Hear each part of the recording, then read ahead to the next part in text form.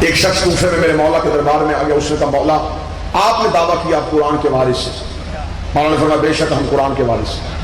اس نے کہا قرآن کا دعویٰ ہے کہ میرے اندر ہر چیز کا ذکر موجود ہے, کوئی خشک و تر ایسا نہیں جس کا ذکر قرآن میں موجود نہ ہو. ولا رطبا ولا یابس الا ذکرا کتاب مبین. قرآن کی آیت ہے کہ میرے اندر ہر چیز کا ذکر موجود ہے.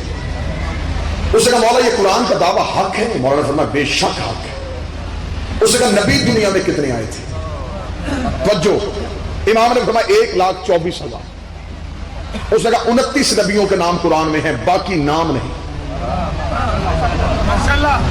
اگر قرآن میں باقی نبیوں کے نام نہیں تو پھر قرآن کا یہ دعویٰ کیسے ٹھیک ہو گیا کہ میرے اندر ہر چیز کا ذکر موجود ہے؟ یا نبیوں کے نام دکھا یا قرآن کا دعویٰ واپس. شیعہ سنیوں اچھا ہوا یہ سوال علی سے ہو گیا, جواب ہم تک پہنچ گیا. اگر کسی جاہل سے پوچھا جاتا تو شاید آج قرآن میں شک ہو جاتا, شاید آج آیت مشکوک ہو جاتی, شاید قرآن کی صداقت پہ حرف آ جاتا. پوچھ لیا اس نے اس سے جو وارث تھا قرآن کا. امام مسکرا کے فرماتے کیا کہا تو نے کہ قرآن کے اندر ہر چیز کا ذکر نہیں؟ مولا کیسے ذکر موجود ہے؟ نبیوں کے نام قرآن میں نہیں.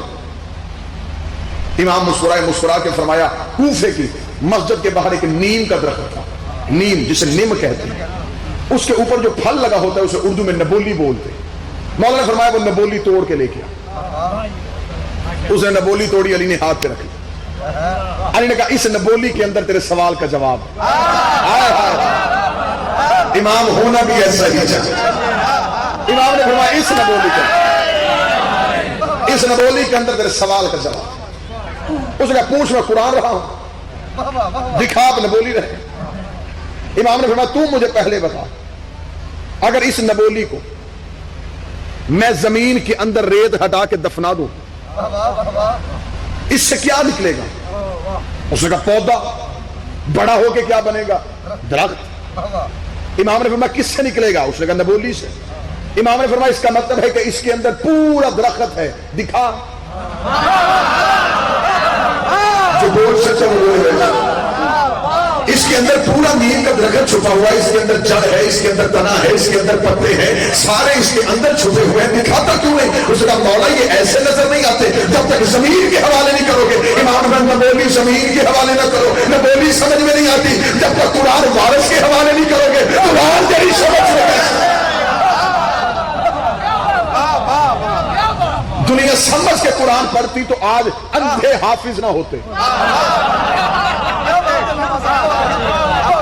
میرے ملک کا قانون بن گیا ہے جو ویسے بھی نابینا ہو اسے لوگ کہتے حافظ ہی رستہ دیو, یعنی کہ پک ہو گیا کہ جو نبینا ہو وہ حافظ ہوتا ہے. جبکہ اللہ قرآن میں کہتا ہے کہ قرآن نور دیتا ہے. قرآن تو نور ہے, پھر میری سمجھ میں نہیں آتا کہ نور کو پڑھنے والے کی آنکھ کا نور کیسے چلا جاتا ہے. یہ مسئلہ میں تمہیں بتاتا ہوں, یہ سوال یہ بھی حل کر دیا تھا میرے مولا نے. ایک شخص آیا تھا میرے امام صادق کے پاس, اس نے کہا مولا میں نے قرآن یاد کر لیا. اس نے کہا مولا میں نے قرآن یاد کر لیا. مولا نے کہا بہت اچھا کیا, لیکن جب بھی پڑھنا دیکھ کے پڑھنا. جوان بولا میرے ساتھ. اس نے کہا مولا میں نے حفظ کر لیا ہے. بہت اچھا کیا, لیکن جب بھی پڑھنا دیکھ کے پڑھنا. اس کا مولا جب یاد ہے مجھے دیکھنے کی کیا ضرورت ہے. امام نے مسکرا کے فرمایا جاہل صرف قرآن پڑھنا ثواب نہیں, آیتوں کی زیارت کرنا بھی ثواب ہے. اس کا مولا اگر دیکھ کے نہیں پڑھوں گا تو کیا ہوگا؟ امام نے فرمایا اللہ تیری آنکھوں کا نور چھین لے.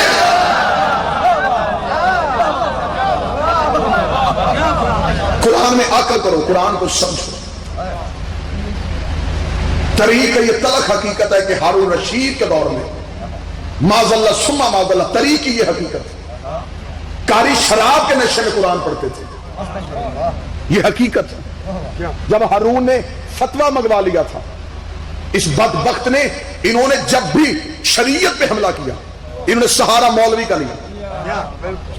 ہارون رشید نے مرضی کے مفتیوں سے فتویٰ منگوایا تھا کہ فتویٰ دو کہ شراب حالت بیماری میں پینا جائز ہے. یہ سب سے پہلا فتویٰ ہارون نے منگوایا تھا مرضی کے مفتیوں سے. جب جاہلوں کو منبر دے دیا جائے,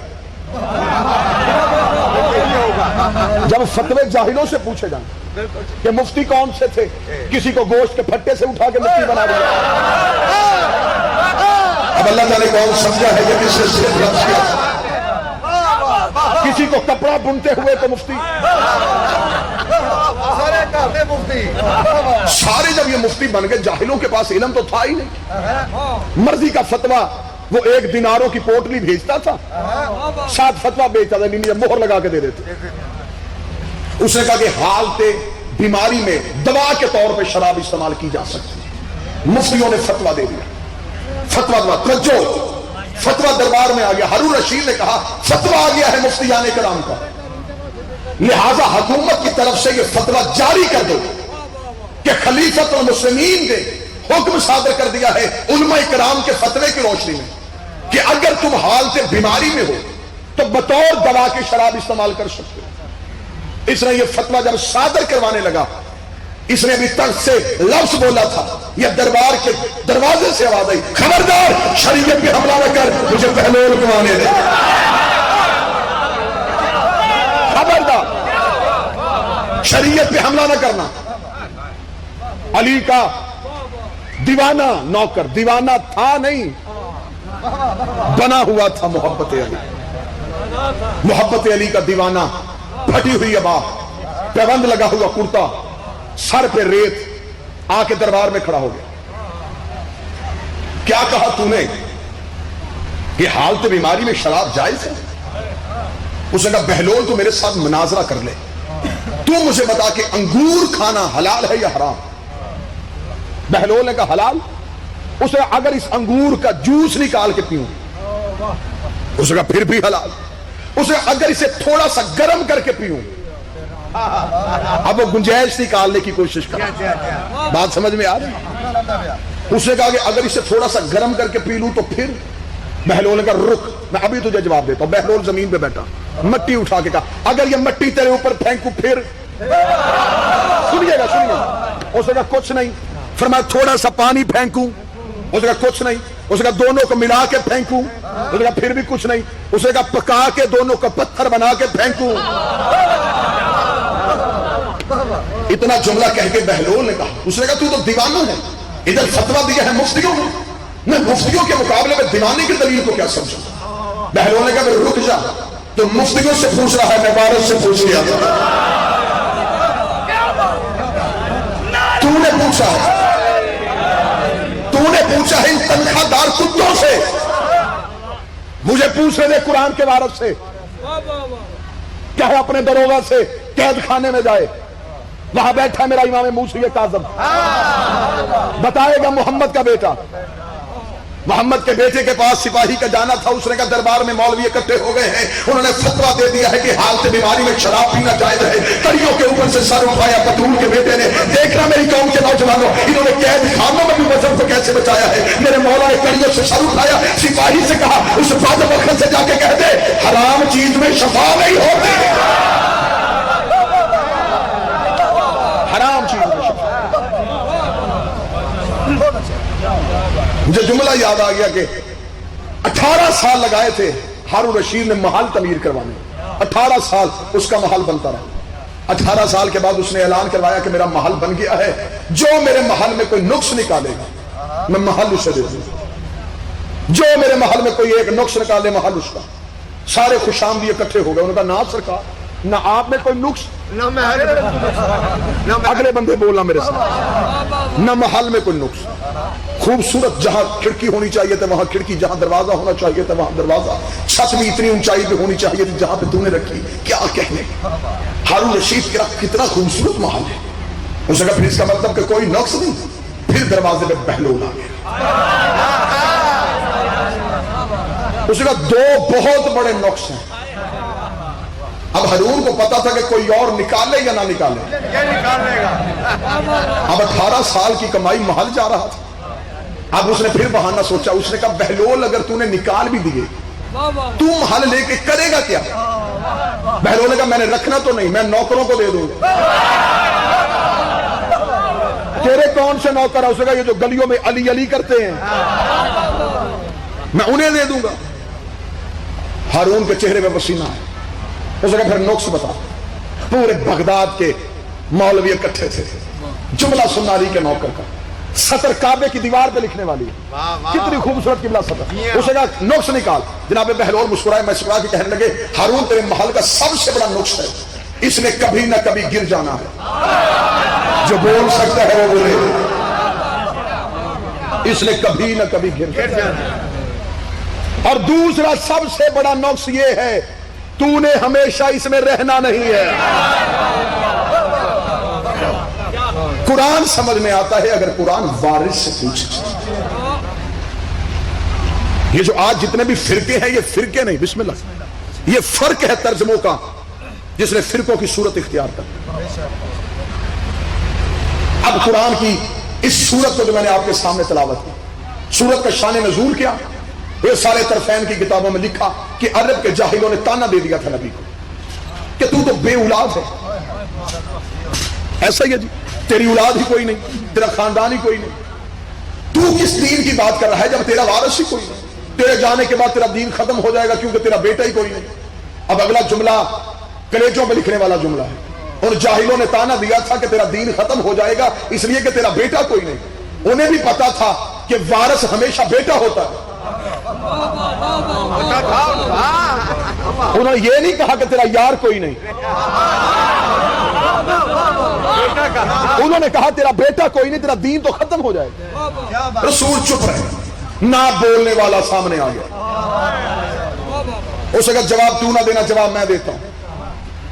मेरे लिए तू इन जाहिलों के मुंह क्यों लगता है, ताना मुझ पे दे रहे हैं। फरमाया सिर्फ तेरे ऊपर ताना नहीं आ रहा, मेरी खुदाई की तौहीन हो रही है। जवाब तू नहीं, जवाब मैं दूंगा। इन्होंने क्या कहा, तेरी औलाद कोई नहीं, इन्ना आतैना कल कौसर, हम तुझे कौसर अता करेंगे, फसल्लि लिरब्बिका वनहर, तू अपने रब की नमाज पढ़ और कुर्बानी दे। इन्न शानियक हुवल अब्तर, बेशक जिन्होंने तुझे ताना दिया ये बेऔलाद रहे। अब यहां पे मैंने आपको रोकना है और इसी बात पे नतीजा देना। खुदा ने कुरान में कह दिया जिन्होंने तुझे ताना दिया ये अबतर होंगे। लुगात उठा के देखो, कुरान की लुगात उठा के देखो, अबतर का तर्जमा क्या है? अबतर का तर्जमा है बेऔलाद, अबतर का तर्जमा है बेनस्ल, अबतर का तर्जमा है दुम बरीदा, अबतर का तर्जमा है लावारस, अबतर का तर्जमा है जिसका खानदान कोई नहीं। बड़ा कीमती नतीजा देने लगा, जिसका कोई खानदान ना हो, जिसका कोई वारिस ना हो, जिसका कोई बेटा ना हो, जिसकी कोई नस्ल ना हो, जिसकी कोई पहचान ना हो, जिसकी कोई औलाद ना हो, उससे अबतर कहते हैं। खुदा ने कुरान में दावा रख दिया जो मेरे नबी का दुश्मन होगा वो अबतर होगा। एक बात खीरे वाली और गिरदो नवाब वालों याद रखना, कुरान दावा है 14 दलील है, कुरान मुकदमा है 14 वकील है, कुरान सामत है 14 नातिक है। कुरान ने दावा कर दिया कि जो मोहम्मद का दुश्मन होगा, कुरान ने यह नहीं कहा कि ये खास जो भी होगा वो बेऔलाद होगा, बेनस्ल होगा, लवारिस होगा, ला खानदान होगा। दावा कुरान ने कर दिया। आओ मौलवियों के सरों पे कुरान रखो, उससे कहो तारीख में कुरान के दावे की तरदीद मिल रही है। मुझे खबर है कि मौजू बड़ा हसास मौजू है, लेकिन मुझे आपको आले मोहम्मद के दरवाजे पे दस्तक दे के वहां से खैरात लेनी है। दावा कुरान ने कर दिया है, लेकिन तारीख में इसकी तरदीद है। कुरान ने कहा है कि जो मोहम्मद का दुश्मन होगा वो अबतर होगा। तारीख ने हमें बताया कि बड़े बड़े लोग नबी के दुश्मन भी थे, औलाद भी थी। खुदा ने कुरान में कहा जो तेरा दुश्मन होगा वो बेऔलाद होगा, अबतर होगा, उसका बेटा कोई नहीं होगा, उसकी नस्ल कोई नहीं होगी, उसकी पहचान कोई नहीं होगी। लेकिन तारीख हमें बताती अबू जहल नबी का दुश्मन था, उसकी औलाद थी। बड़े बड़े अबू ऐसे थे जो दुश्मन भी थे, औलाद भी थी। हाई इब्न अख्तब नबी का दुश्मन था, उसकी औलाद थी। ज़ैद इब्न मलीस नबी का दुश्मन था, उसकी औलाद थी। लोज़ा इब्न रबैया नबी का दुश्मन था, उसकी औलाद थी। मुनब्बा इब्न हज्जाज नबी का दुश्मन था, उसकी औलाद थी। वलीद बिन मुगीरा नबी का दुश्मन था, उसकी औलाद थी। ये नाम आपके लिए गैर मारूफ है। सलमान रुश्दी नबी का दुश्मन है, उसकी औलाद है।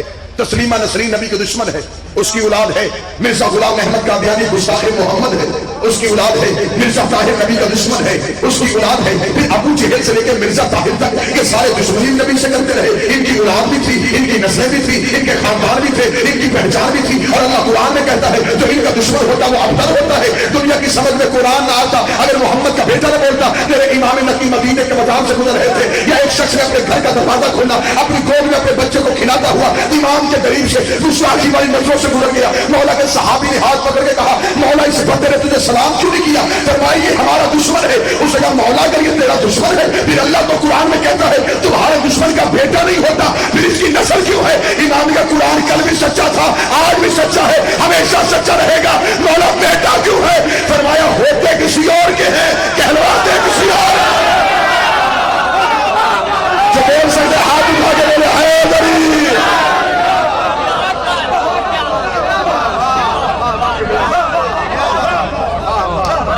ہوتے کسی اور کے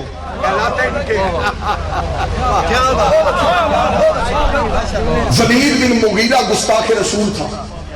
توجہ، اجازت ہے؟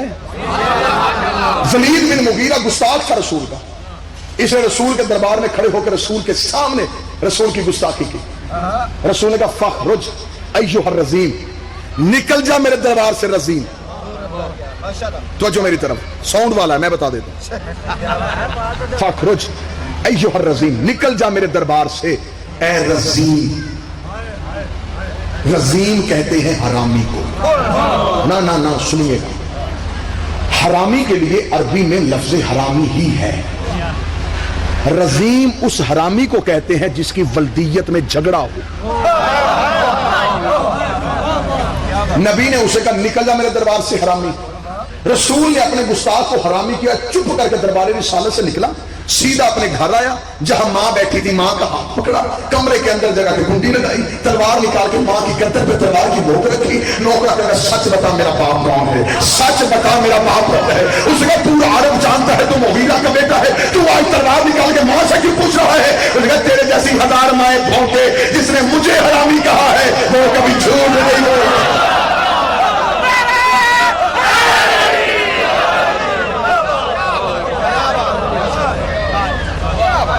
قرآن وارث سے پوچھو تو سمجھ میں آئے۔ تو جو ہے صاحبان، قرآن مالک سے پوچھو کیا کہنے زمانے نے کیسی کیسی کروٹیں لے لی، کیسی کیسی حقیقتیں کھل کھل کے سامنے آنی شروع ہو گئی۔ وہی سعودی عرب جو اللہ کے علاوہ کسی سے مدد نہیں مانگتے تھے، آج صبح شام پاکستان سے مدد مانگتے۔ پچھلے دنوں آئے تھے امام کعبہ، آئے یہاں پہ لاہور کی بحریہ ٹاؤن کی مسجد میں نماز، بادشاہی مسجد میں نماز، اسلام آباد میں نماز۔ اب کیمرے کسی چیز کو چھپنے نہیں دیتے، ہر چیز ریکارڈ ہو رہی ہوتی۔ امام کعبہ نماز پڑھانے کے لیے آتے تھے، ان کا پروٹوکول تھا، عام بندہ ان کے قریب جا نہیں سکتا تھا، خانہ کعبہ کے امام۔ لیکن میں نے اپنی آنکھوں سے وہ منظر دیکھے ہیں ٹی وی چینلز پہ، آپ نے بھی دیکھا، جو بندہ جس کا مقدر ساتھ دے دیتا تھا کہ وہ امام کعبہ سے سلام لے لیتے، وہ 5 منٹ اپنے ہاتھ چومتا تھا، جس کا ہاتھ ابا کو لگ جاتا تھا وہ اپنے ہاتھ، جس کا ہاتھ نہیں پہنچتا تھا ٹی وی دکھا رہا تھا وہ دور سے ہاتھ کر کے۔